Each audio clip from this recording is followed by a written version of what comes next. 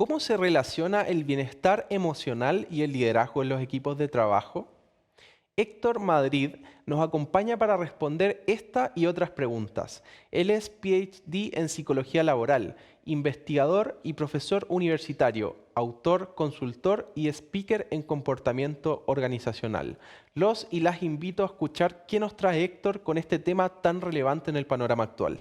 Muchas gracias, José Ignacio.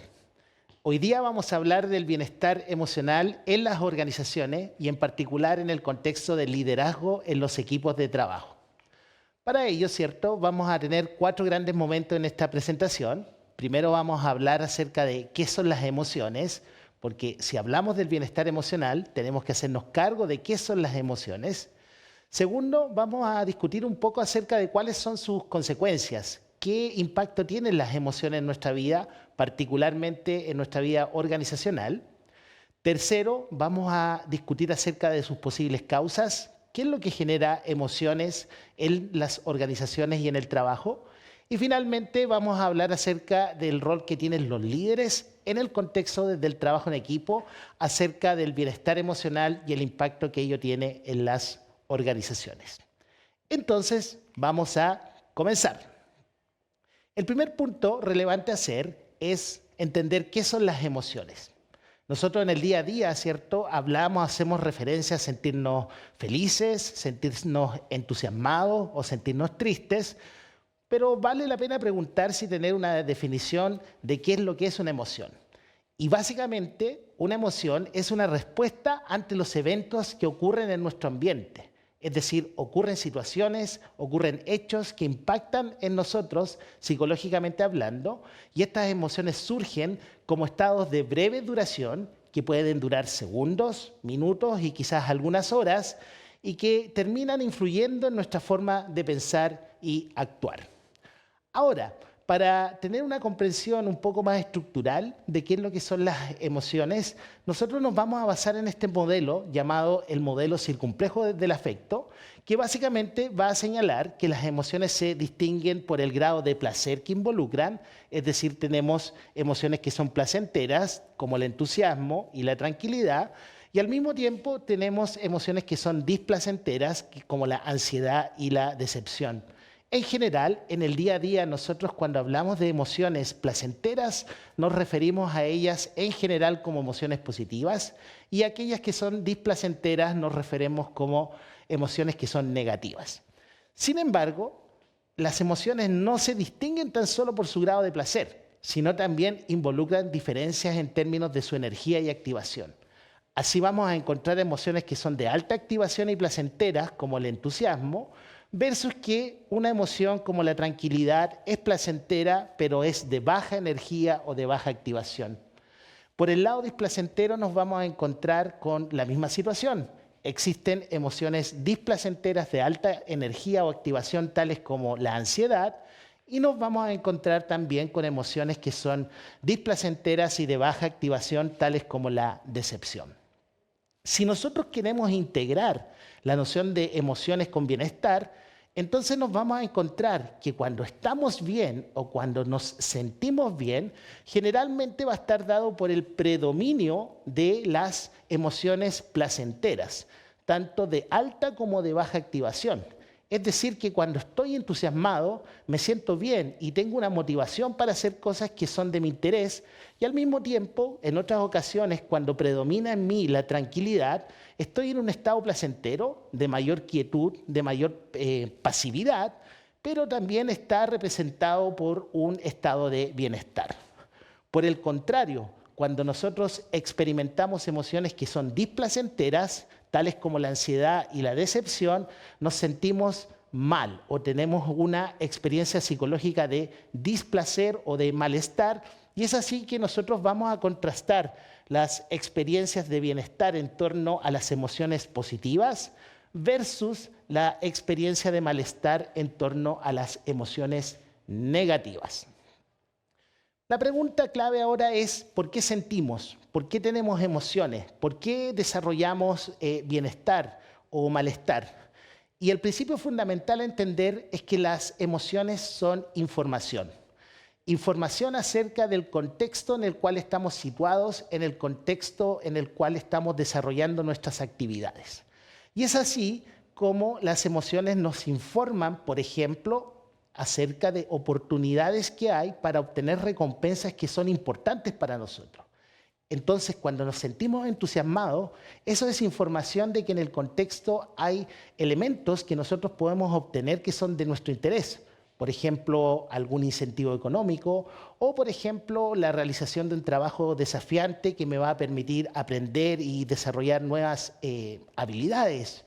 Pero por el contrario, cuando nosotros estamos en una situación de ausencia de oportunidades para recompensas que son valiosas para nosotros, vamos a estar en una situación de decepción.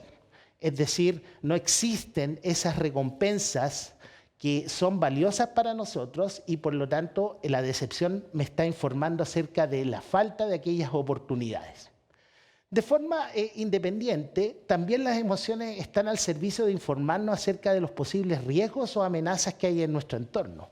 Por ejemplo, cuando estamos en una situación de alta presión, de alta carga o eventualmente de un conflicto, la ansiedad nos informa de la situación adversa que estamos viviendo, versus que cuando hay una ausencia de amenazas y estamos en un ambiente seguro, nos vamos a encontrar en un mayor estado de tranquilidad. Entonces, nosotros debemos comprender que las emociones son información, que nos guía nuestra forma de pensar y nos guía nuestra forma de actuar en función de lo que está ocurriendo en nuestro ambiente. Ahora, ¿cuáles son las consecuencias de las emociones? Ya las hemos descrito, hemos planteado cuál es su función, su origen.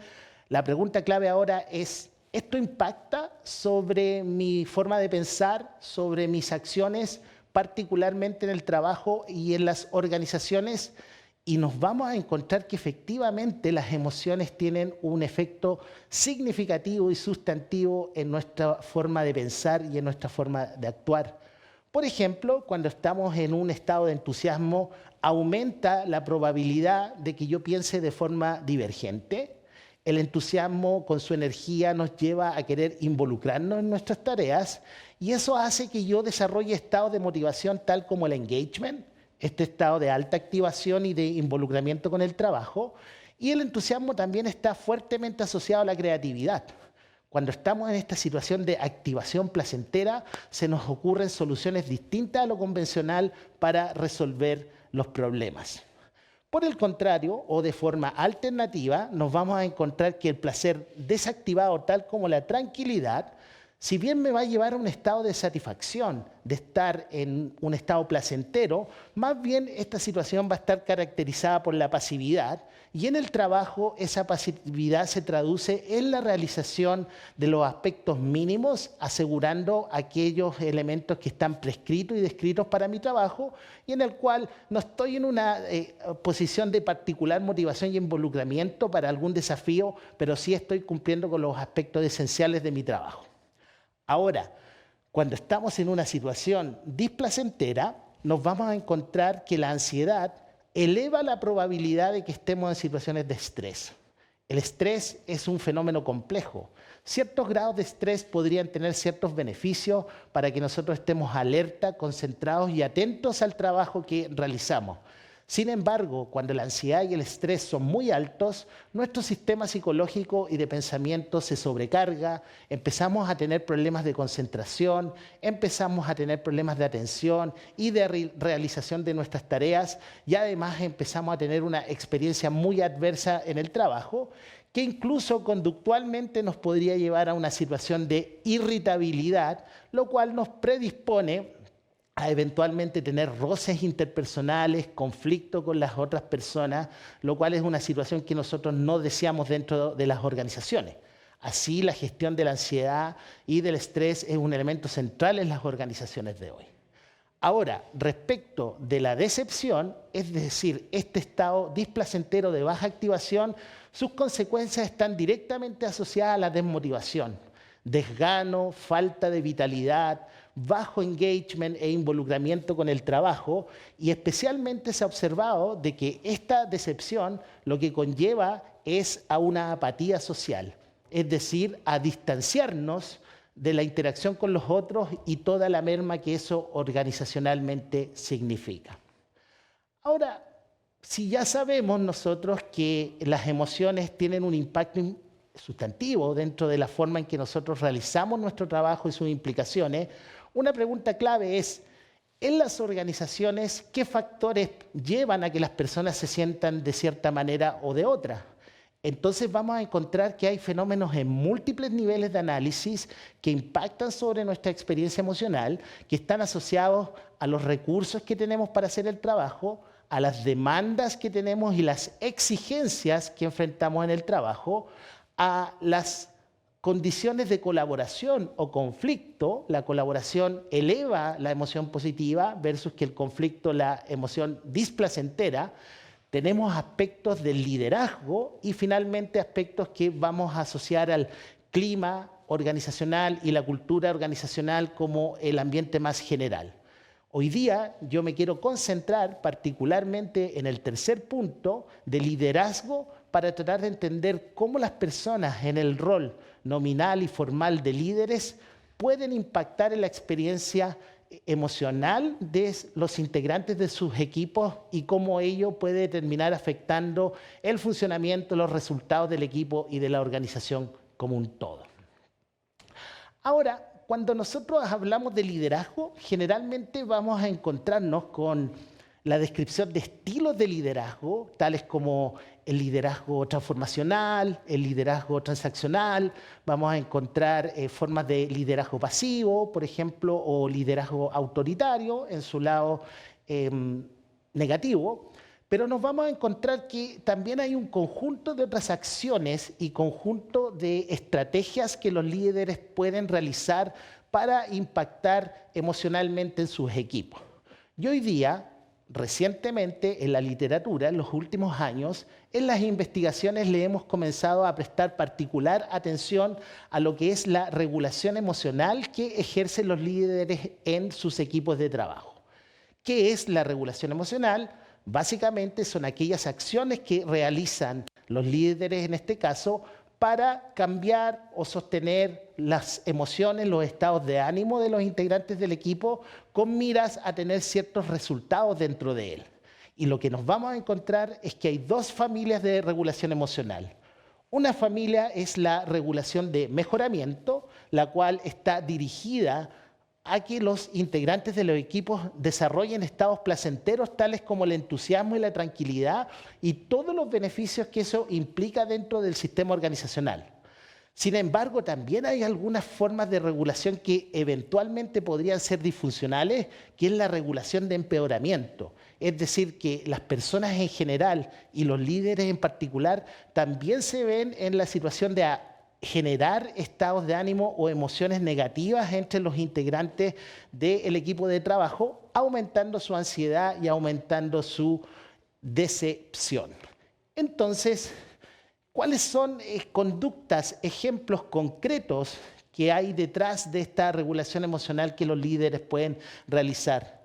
En el caso de las estrategias de mejoramiento, por ejemplo, generar entusiasmo, generar inspiración, generar alegría entre los colaboradores de la organización, los integrantes de los equipos, está asociado a las acciones de los líderes en las cuales se reconocen los logros de los integrantes del equipo, se felicita, ¿cierto?, por los logros que se han obtenido, por los resultados. Entonces, cuando a nosotros nos dan ese tipo de retroalimentación, nos están mandando una señal muy potente de que estamos haciendo de forma satisfactoria nuestro trabajo e incluso sobresaliente, y eso genera este estado de entusiasmo y todas estas ganas y motivación de seguir vinculado y prestándole atención a nuestro trabajo bien hecho.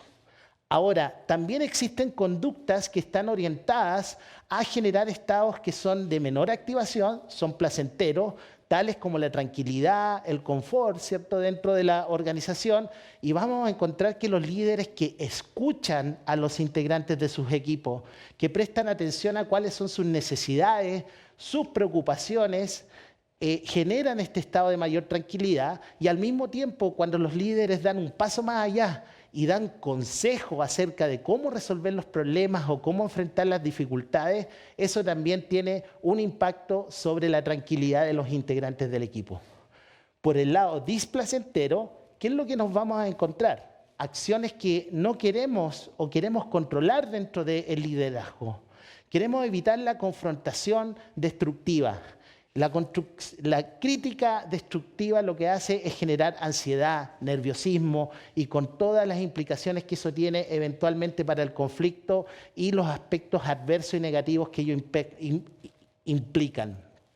Tenemos la presión, por ejemplo, presionar excesivamente o indebidamente o desmedidamente por resultados, presionar, ¿cierto?, por la obtención de resultados dentro de una escala de tiempo muy limitada también genera ansiedad.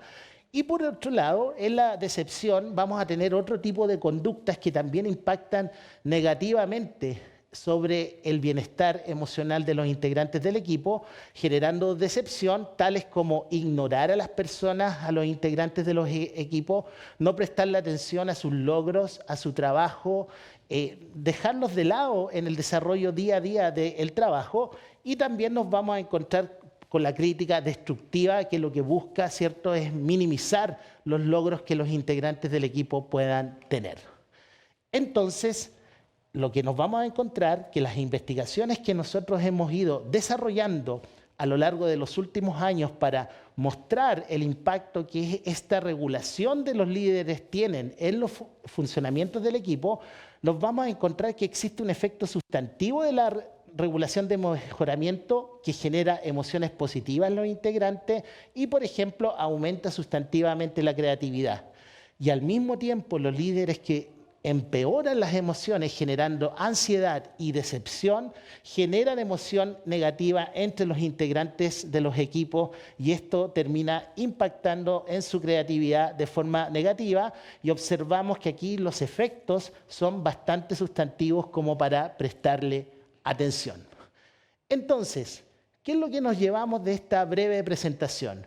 Primero, que las emociones son parte de nuestra vida cotidiana y son información acerca de qué es lo que está pasando en nuestro entorno y particularmente en el contexto de las organizaciones, qué es lo que está pasando en nuestro entorno laboral y esto impacta en nuestra forma de pensar, en nuestras actitudes, en nuestras motivaciones, en nuestras conductas que son deseables o que son indeseables dentro de las organizaciones. Las emociones, ¿cierto?, son respuestas a las condiciones de trabajo en distintos niveles, el puesto de trabajo, el equipo, el liderazgo, la organización como un todo. Nosotros le hemos prestado atención en esta presentación particularmente al liderazgo dentro del contexto del trabajo en equipo. Lo que hemos visto es que existen estrategias de regulación emocional de los líderes que pueden tener un impacto significativo, ya sea positivo o negativo, dentro del bienestar que ocurre en los equipos a nivel emocional y el impacto que ello tiene en resultados como, por ejemplo, la creatividad.